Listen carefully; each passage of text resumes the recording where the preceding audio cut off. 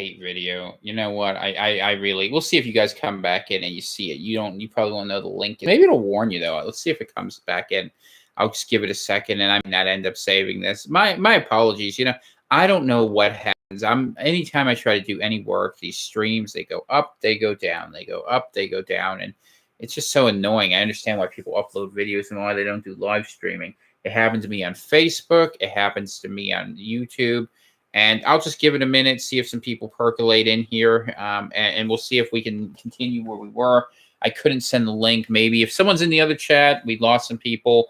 We'll go back in. We'll try to continue. And my apologies. I don't know what the hell happened. I really don't.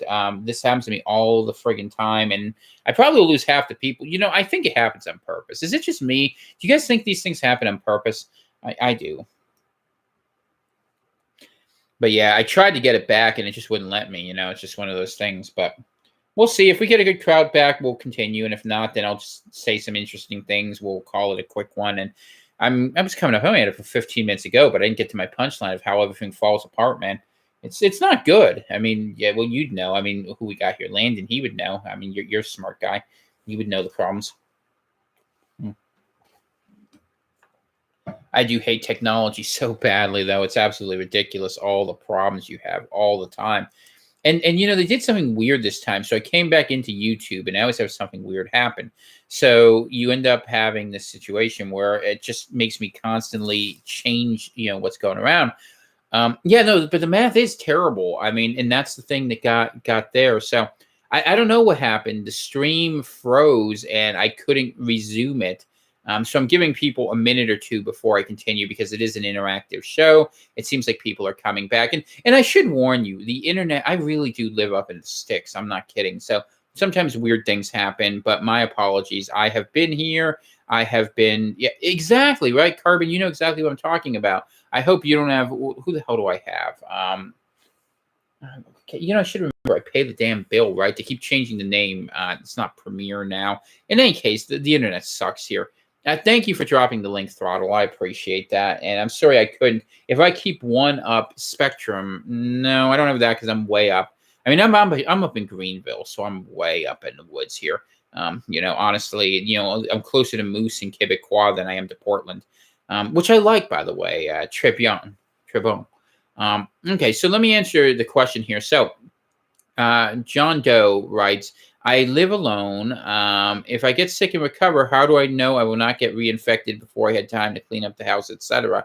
Well, you probably have a decent amount of time before you are reinfectable. I mean, if you do it within a week, I think you'd be okay. The fastest case I know of on record of someone getting reinfected is 10 days. So consider that your clock, and don't, just in case that number is wrong, you might want to make it a little bit less time. I think that's worthwhile. But we'll continue the story, and we'll go here. Well, great. I'm glad to see you. When I was doing my political thing, I've often imagined, this is total aside, but that Maine and Quebec would actually make a nice little country along with some of our friends. And I know that people think, oh, we speak English, they speak French. I love Quebecois culture. We can have poutine, beer, national food. It'll be great. It'll be a good time. But anyway, I digress. So what were we talking about? Is there a way to test yourself? The one thing I would say that works pretty well is that you would have the opportunity to go ahead, and if you could get a CT scan, it seems like that if you know what to look for, that there is a 96% accuracy of having a CT scan that shows lower what's called ground glass opacity. Basically, this part of your lungs in here end up looking cloudy is a way you could go ahead and test if you had access to that. Other than that, I don't know what else you can do to handle the koofing. But there's not a simple basic test that I know about beyond that. Maybe one will be developed. I don't think it's impossible, but it doesn't exist to my knowledge right now. It's too bad. I have a buddy who actually would be the person to ask for that because he's really good at that. But let's see. Messed links. Okay. So we were talking about how bad things were in the California case.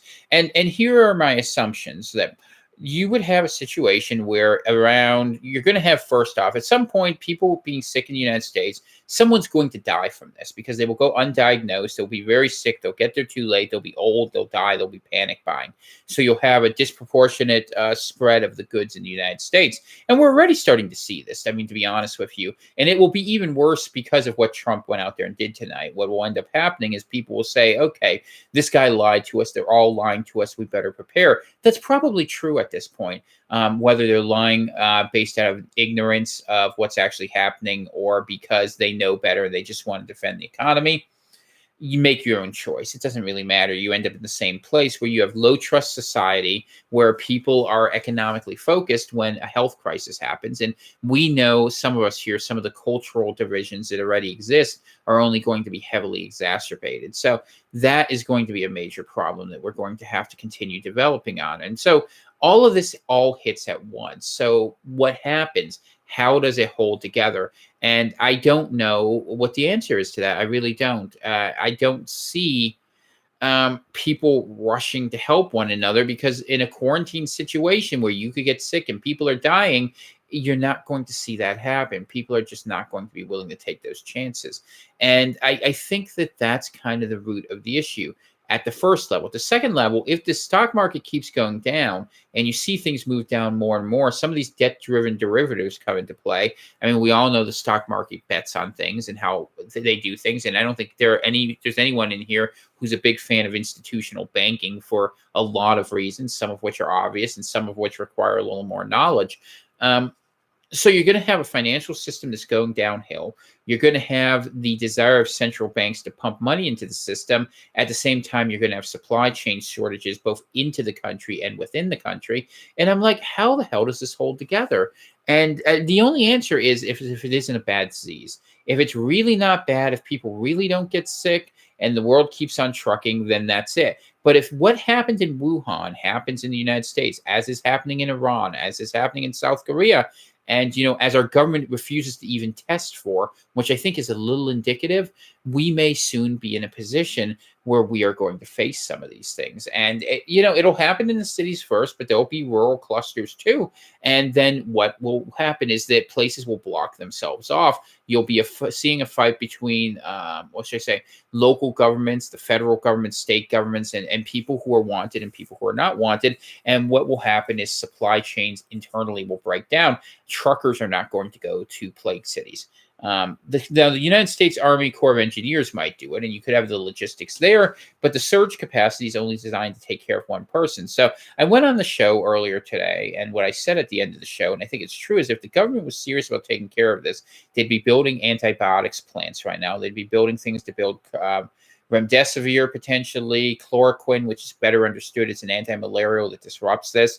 They'd be looking to add hospital capacity. They'd learn from the actions that happened before, and they'd be putting food supplies and maybe even co-opting the Amazon and Walmart logistical networks to go ahead and have food that is near places they want to help people. But instead, they're doing none of these things, which means either our government's inept or put three options. It could be stupidly optimistic because it's just easier than having to be accountable. We have to say that. Secondly, they could be, what do I say? They could be so just this disease, for whatever they know, is so beyond them, they're just going to let it go and just look out for themselves. That's it. Or alternatively, they just haven't had the mindset of how to solve the problem. And the problem of what happens in America after this is so easy, really, if you think about it. It's you have to feed enough people, you have to keep enough healthy people sick, and you have to keep the people from killing each other. That's what it comes down to. And if you fail in any of those three tasks, the country's gone. And the biggest problem is going to be, getting the supplies from point A to point B. There's enough food in America to feed our country. In European countries, there may not be, and they're going to have a different set of problems because of that. And who they're going to get support from, I don't know. If this gets big in Germany, if this gets big in, like it is in Italy, in Spain, in the UK, they are not going to have the ability to feed their population. I mean, they're not going to have that surge capacity, and that's going to be a huge issue. So I don't know how they're going to solve that problem. And then the medical problem is if the Wuhan numbers are correct, like we talked about, you're just not going to be able to cover the amount of doctors. You're not going to have enough. intensive care unit support to do it, and you may not have enough antibiotics to prevent against secondary infection. And what happens if the government hasn't invested in these solutions and America's having a giant plague? Don't expect help from outside. I mean, it's just not going to happen. We have to solve our own problems. I mean, maybe Canada and Mexico, but every country's going to be dealing with this at once. And I have a buddy who says this was the first strike of World War III, China attacking itself to destroy the West so that they didn't have to send us the supplies that we count on them for. Sounds kind of like a crazy idea, but I tell you the truth, if you think like Sun Tzu, it works. And those are the things we're dealing with. And this is how I look at the scenario. And that's why I'm sitting here in my, my little cabin chalet up here, up in the far Northland, where I don't have to worry about these things because it's empty. It's just beyond me. And I don't know. I mean, you guys tell me, you guys are listening. You've heard the whole scenario for the most part. Welcome back, Seaver, by the way. Does it make sense to you? I mean, do you think I'm wrong? Does the math not add up? I mean, you guys understand exponential progression. I mean, even pick a more modest rate. Let's say the rate is 3, right? So we're talking 3. I'll just type it in here. 9, 27, 81, 2, 4, 3. This thing starts expanding real quick. 6, let's see, that's 729, and then how fast do you think that's going? And then once you hit that rate, zoom, it's gone. And that's why I do Coronavirus Central, because I'm like, the only way we survive is if enough people keep their stuff together. We're going to have a sea of chaos, and we need islands of stability. Hopefully your communities are part of that sea of stability, your family, your homestead, whatever it is. That's why I live in rural Maine. So when things go crazy, we can make it. You guys know Dana is immunocompromised. I have to be careful. If I make a mistake and get sick, she dies. And that's heavy.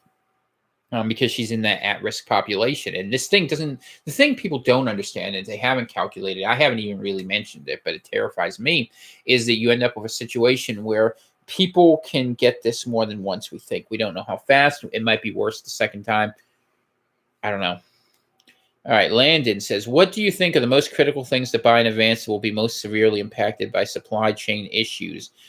Great question. So things related to electronics, things related to automobiles, anything related to medicine. I think the single biggest one is going to be the loss of the antibiotics, the generic medicines, the supply chain. I have a friend, she's a pharmacist, who has been kind of giving me some little tips about what's happening out there. And they're already starting to run real low on supplies. They're having to ask multiple suppliers to get it.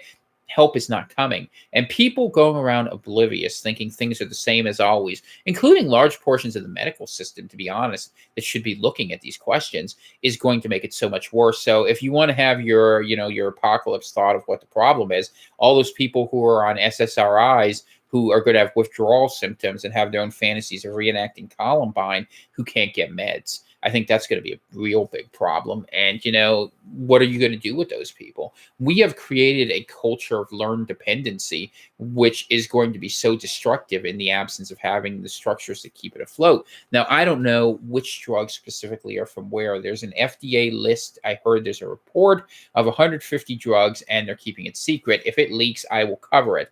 So that is the thing that, I wanted to share with you about that. So, Tunnel Chaser, thank you very much. I'm glad you appreciate the podcast. It's me getting up and ranting every morning. I did tell one lie. I don't actually do it in the bedroom. I do it in the back room. There's like a bathroom in there, and I have a chair that I sit on because I don't want to wake my poor wife up. Because I usually start, depending on the day, I start recording between 6 and 7 a.m. I get on there. I have like a little notepad. I sit through and work through the issues, and I try to put some structure on it, news of the day, big events, and just let people know, because I get accused of being a fearmonger, and I get it, but I'm not trying to be afraid. I'm not trying to be dramatic. I'm just trying to tell you what I think is coming. And, I want you to know what the best case scenario is and the worst case scenario. But if you prepare for the worst, you'll be pleased by the best. If you prepare for the best, you'll get killed in the worst. And I don't think that's very good. And I'm sure at some point with me getting bigger, Apple will give me a hard time, or I'll get lost in it. And, but I'm here for the duration. At least I'm going to try to be, as long as health allows and I can do it about taking care of my wife. That's obviously my first priority. But and thank you, Andrew, by the way. That was very kind. I appreciate that. I had the, I've been a dissident for a lot of years, and I've had a chance to see things from the outside, see things how they are versus how you're supposed to see them, and you learn to see trends. And the trends here was that we had an unsustainable system. And I don't mean that in like a sort of climate change sort of opaque sort of way. I think that the thing that has been wrong is that we have a system that's divorced from nature. It is unnatural in so many ways, and that you would want if you keep things close to you, you keep things in a way you can manage it. Our system is very complex. It's delicate. In certain ways, it's really impressive, but it's fragile. And this is going to be a great hurricane. And it's kind of like those people who build houses on beaches. You look at a beach. A beach is beautiful. You have sand everywhere. It's beautiful. But you forget sand means that everything, including rocks, were broken that was built there. And then you both build a big, huge house right on the ocean, thinking, "Oh, I'm going to be great. I'm going to survive." And then what happens? It gets blown over. I need hurricane insurance. No, you needed your brain not to be up your ass, because what happened was you went and built something in a place that was going to break. It was easy to understand that was going to happen, and it was utterly predictable. But we have lived in a world so long where consequence was divorced from reality that people haven't learned how to look at things this way. And as someone who has had a very difficult thing in being attacked, frankly, for saying things that were true, I learned that you have to be able to look at the trends differently. And I share truth. And look, some of that truth is upsetting. Sometimes people hate me for it. And I'm sure there are plenty of people who are going to hate me. If this gets any bigger, the CDC may come knocking at Apple's door and say, "Shut this guy down," because he's saying things that they don't want you to hear. But I'm just telling you the truth. And I'm not saying anything about what you should do other than saying that you should be prepared for the safety of yourself, your family, your community, because you deserve to have that chance. And I don't know. It's like, to me, the way I think is really obvious, right? I look at trends, and I look at how you get from point A to point B, and I make all the logical leaps. But other people don't seem to be able to do that, or maybe they just don't have the factual basis. It's not an insult towards anyone. It's just the reality of what this works at, and that's what I've been trying to do throughout this. So I don't know. I think I do a good job. I mean, people are listening to me. There's this one guy. There's this one guy. I know who it is. It's this prick in this group that, he's just jealous of me. And he goes around and he attacks everything I say and just drops insult after insult and tries to get everything shut down. It's really sad. He's probably watching this. I mean, it's really funny. Could you imagine watching someone you hate all the time? But yet this guy does it. I don't know what his problem is. But I guess that's the cost of life. You get trolls and stalkers. All right, so let's see. Carbon Forums, what do you think about fish antibiotics and oxygen concentrators? I like them. If you can get them, anything you can do to give yourself an edge. I mean, with the antibiotics, it's the same thing. You just have to know how to convert the dosing, and I'm sure you can get that information easily enough. A lot of preppers have always been doing that. I think that that's helpful. And Zed, thank you for adding me to your iTunes podcast. Yeah, we were ranked number 13 this afternoon in the health and wellness category. So if I get any bigger, I would love to crack that top 100, man. And I'm trying. I mean, the chart is pretty good. We were at 10,700 downloads today, which was just absolutely amazing. It's humbling, really. Or excuse me, 10,264. I want to be accurate. But honestly, the growth chart of this looks higher than the growth chart of COVID-19. And I think it's just that people are starved for knowledge. I mean, so let me give you some good tips about, if you want information about this too. I think it's important. COVIDreport.net, really great site. You'll see my podcast on there. Good one-stop source for news. John Campbell's podcast, or excuse me, vidcasts have been really informative if you want to get into the science of it. No one has done a better job, myself included, than Chris Martinson over at Peak Prosperity. Absolutely great coverage of this. And it's real. I mean, this is the one thing that we're finally at now. We can say it's real. And whatever the president says, I mean, I think he just blew his chance at re-election tonight. I really do. And maybe that was the way it was. If it's as bad as I think it is, America may not be a country at the end of this. And people think I'm crazy for saying that, but we have so many fault lines that are so hard to meet, and we just don't get along well together. But that's been one of the really refreshing things. There have been a lot of people who I've gotten along with who I would have never thought I would have gotten along with, because now that we're focused on a bigger problem, we realize that we really do have first world problems in a lot of ways. And I don't think it negates all the other things that are out there, but I think it means we can at least communicate with one another when there's actually something worth talking about versus fighting over what particular fantasies we have. And I will say the one thing about the coronavirus that I like, and this might be controversial, but that because it's a natural threat, it requires us to think intelligently. We have to start looking at things instead of talking about our feelings all the time.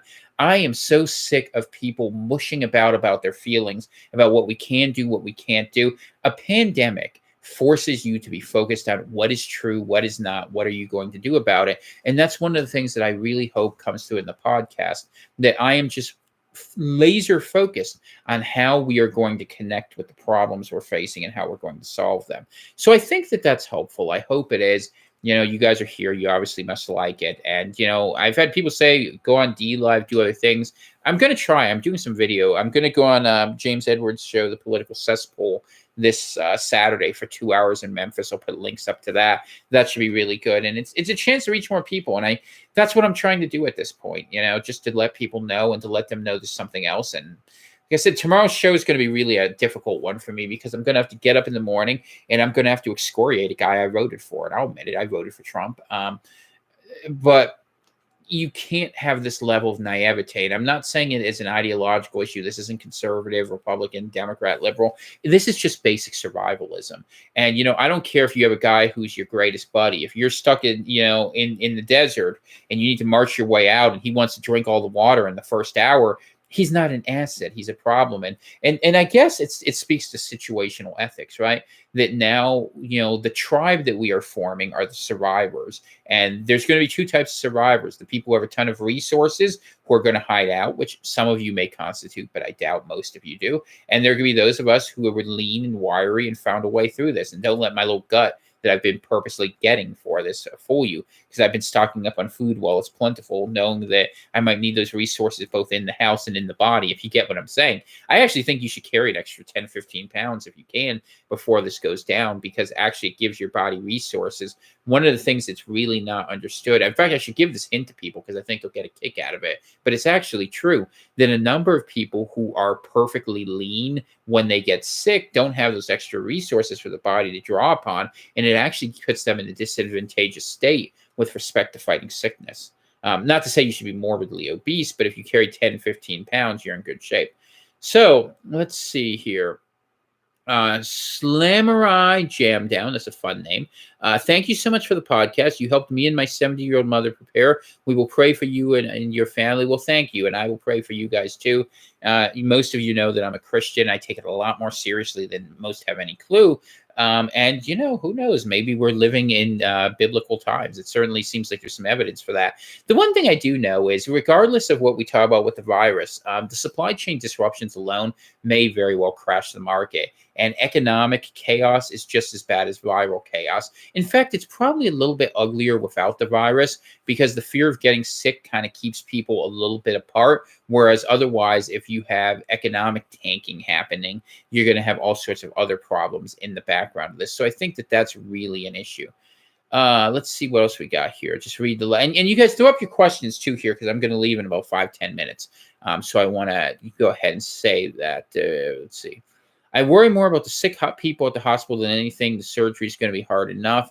I'm sorry to hear that you're having to deal with that too. And if you have to get surgeries or medical procedures done, do it now. They're going to run out of heparin, which is one of the major things that they use for heart surgeries.